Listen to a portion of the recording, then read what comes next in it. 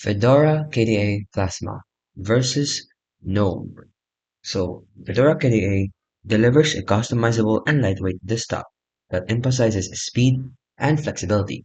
So, it offers the users often enjoying it Windows-like familiarity, making it appealing for those switching from Windows. So, its pros is it offers highly customizable desktop environment. It has a lightweight and resource efficient, and it's compared to GNOME. So it also has a familiar window-like interface for beginners, advanced power user tools and widgets, and it's great for multi-modal setups.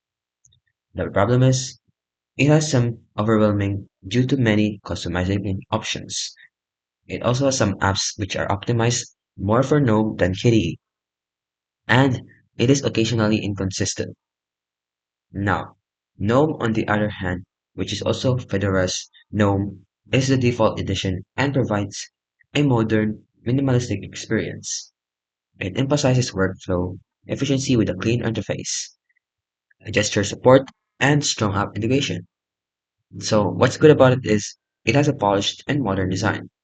It has tight integration with Fedora, and it also has a gesture navigation for laptops and touch devices.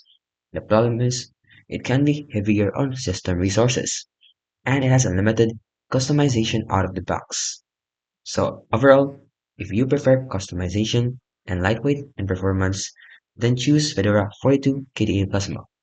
But if you want a modern, polished, and officially supported display experience, then choose No.